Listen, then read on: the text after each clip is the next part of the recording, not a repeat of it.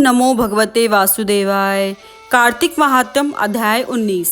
राजा पृथु ने पूछा, हे नारद जी, अब आप यह कहिए कि भगवान विष्णु ने वहां जाकर क्या किया तथा जलंधर की पत्नी का पतिव्रत किस प्रकार भ्रष्ट हुआ। नारद जी बोले, जलंधर के नगर में जाकर विष्णु जी ने उसके पतिव्रता स्त्री वृंदा का पतिव्रत भंग करने का विचार किया। वे उसके नगर के उद्यान में जाकर ठहर गए और रात में उसको स्वप्न दिया। वह भगवान विष्णु की माया और विचित्र कार्य पद्धति थी और उसकी माया द्वारा जब वृंदा ने रात में वह स्वप्न देखा कि उसका पति नग्न होकर सिर पर तेल लगाए महिष पर चढ़ा है, वह काले रंग के फूलों की माला पहने हुए है तथा उसके चारों ओर हिंसक जीव हैं। वह सिर मुंडाए हुए अंधकार में दक्षिण दिशा की ओर जा रहा है। उसने नगर को अपने साथ समुद्र में डूबा हुआ इत्यादि बहुत से स्वप्न देखे। तत्काल ही वह स्वप्न का विचार करने लगी। इतने में उसने सूर्य देव को उदय होते हुए देखा तो सूर्य में उसे एक छिद्र दिखाई दिया तथा वह कांतिहीन था। इसे उसने अनिष्ट जाना और वह भयभीत हो रोती हुई छज्जे, अटारी तथा भूमि कहीं भी शांति को प्राप्त न हुई। फिर अपनी दो सखियों के साथ उपवन में गई, वहां भी उसे शांति नहीं मिली। फिर वह जंगल में निकल गई। वहां उसने सिंह के समान दो भयंकर राक्षसों को देखा, जिससे वह भयभीत होकर भागने लगी।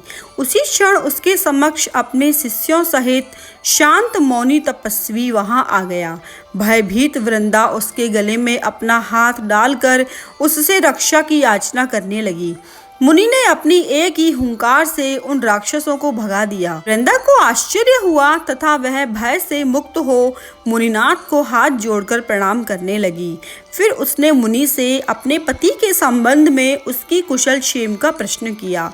उसी समय दो वानर मुनि के समक्ष आकर हाथ जोड़कर खड़े हो गए और ज्यों ही मुनि ने भ्रकुटी संकेत किया, त्यों ही वे उड़कर आकाश मार्ग से चले गए।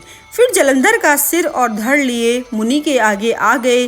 तब अपने पति को मृत जानकर वृंदा मूर्छित होकर पृथ्वी पर गिर पड़ी और अनेक प्रकार से दारुण विलाप करने लगी। तत्पश्चात उस मुनि से कहा, हे कृपानिधे, आप मेरे इस पति को जीवित कर दीजिए। पतिव्रता दैत्य पत्नी ऐसा कहकर दुखी श्वासों को छोड़कर मुनीश्वर के चरणों पर गिर पड़ी। तब मुनीश्वर ने कहा, यह शिवजी द्वारा युद्ध में मारा गया है, जीवित नहीं हो सकता, क्योंकि जिसे भगवान शिव मार देते हैं वह कभी जीवित नहीं हो सकता। परंतु शरणागत की रक्षा करना सनातन धर्म है, इसी कारण कृपा कर मैं इसे जिलाए देता हूँ।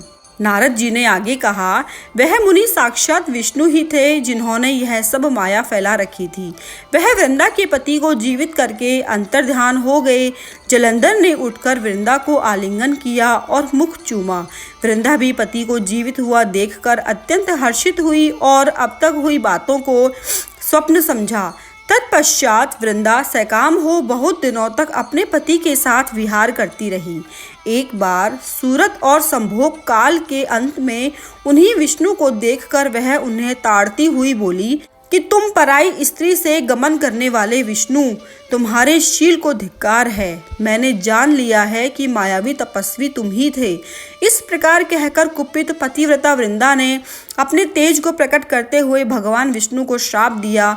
तुमने माया से दो राक्षस मुझे दिखाए थे, वही दोनों राक्षस किसी समय तुम्हारी स्त्री को हरण करेंगे। सर्पेश्वर जो तुम्हारा शिष्य बना है, यह ही तुम्हारा साथी होगा। जब तुम अपनी स्त्री के विरह में दुखी होकर विचरोगे, उस समय वानर ही तुम्हारी सहायता करेंगे। ऐसा कहती हुई पतिव्रता वृंदा अग्नि में प्रवेश कर गई। ब्रह्मा आदि देवता आकाश से उसका प्रवेश देखते रहे। वृंदा के शरीर का तेज पार्वती जी के शरीर में चला गया। पतिव्रत के प्रभाव से वृंदा ने मुक्ति प्राप्त की। ओम नमो भगवते वासुदेवाय।